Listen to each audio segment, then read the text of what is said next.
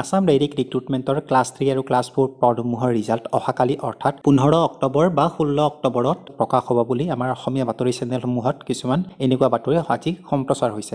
আৰু মই এইটো ভিডিঅ'ত সেই চেনেলটোৰ নামটো ক'ব বিচৰা নাই, কাৰণ এই কাৰণে বিচৰা নাই, ইয়াৰ আগতেও আমাৰ অসমীয়া সংবাদ মাধ্যমত এনেকুৱা কিছুমান বাতৰি অলৰেডি প্ৰকাশ কৰি থৈছে, য'ত আগতেই তাৰিখ দি থোৱা হৈছিলে যে ইমান তাৰিখে ৰিজাল্ট ঘোষণা কৰিব, কিন্তু আজিলৈকে সেই ৰিজাল্ট ঘোষণা নকৰিলে।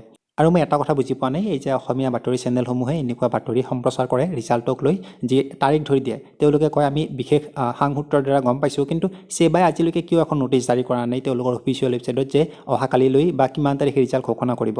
গতিকে মই আপোনালোক সকলোকে ক'ম, যদি অহাকালি ৰিজাল্ট দিয়ে বা 16 অক্টোবৰত দিয়ে ভাল কথা, ৰিজাল্ট সকলোৱে ৰৈ আছে, ৰিজাল্ট সোনকালে দিলে ভাল। কিন্তু মই ভাবোঁ ইয়াতে যিসমূহ নিযুক্তি দিয়া হ'ব সেইসমূহ যাতে সম্পূৰ্ণ স্বচ্ছ আৰু নিকাভাৱে দিয়া হয়, আৰু প্ৰত্যেকজন কেণ্ডিডেট বা প্ৰাৰ্থীয়ে যাতে নিজৰ যোগ্যতাৰ বলতে এই চাকৰিসমূহ ল'ব পাৰে।